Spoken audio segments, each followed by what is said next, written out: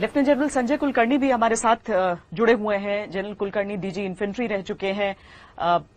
हम 62 से अगर आज 2020 कहते हैं कि ये 2020 का भारत है, ये 1962 का नहीं। बीच में 67 आया, बीच में 80 का वो दशक आया जब लंबा स्टैंड ऑफ हमारा चीनी सेना के साथ चला था। उसके बाद डोकलाम भी आया और आज चाइना फिर अगर इस तरह की कोशिश कर रहा है जनरल कुलकर्णी, तो वो ये सोच समझ के कर रहा होगा कि इंडिया वाकई बदल चुका है, भारत अलग है।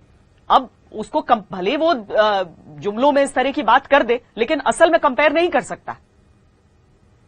श्वेता जी, आपने बिल्कुल ठीक कहा।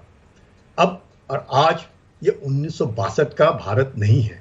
इसीलिए वो जानता है कि मैं पॉलिटिकल स्टेटमेंट कर सकता हूं, मैं पॉलिटिकल की बातचीत करूंगा, पर मिलिट्री कन्फ्रंटेशन वो नहीं चाहता है।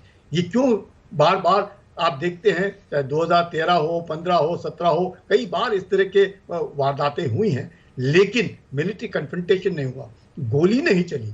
क्यों नहीं चली? कारण है क्योंकि उनको मालूम है भारत ये सक्षम भारत है। भारत वो नहीं है जो उसने 1962 में देखा था। तो आज की तारीख में वो किसी तरीके से भी हिंदुस्तान की फौज के साथ झगड़ा करने के लिए नहीं। हाँ, पर फिर लोगों का कहना है कि वो इस तरह की कार्रवाई क्यों करता है, उसके खुद की काफी कुछ अपनी बंदिशें हैं। वो क्या है, क्या आज आप देखेंगे कि चीन में क्या हो रहा है।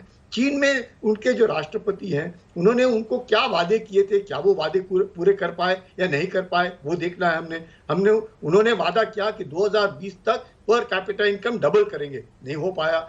उन्होंने देखा कि वुहान के वायरस के कारण पूरी दुनिया भर में चीन जो है बैकफुट के ऊपर है।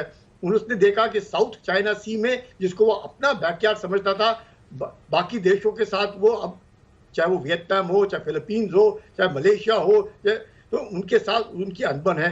यूनाइटेड स्टेट्स कहता है ये जो है, ये जो फ्री नेविगेशन है, इसमें आप कोई दखलंदाजी नहीं दे सकते हैं।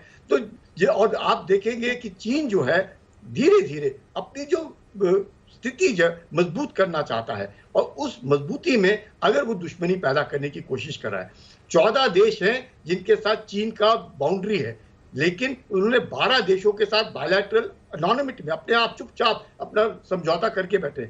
2 ही देश हैं जिनके साथ चीन का टेरिटोरियल बाउंड्रीज का डिस्प्यूट चल रहा है, एक है भारत और दूसरा है भूटान।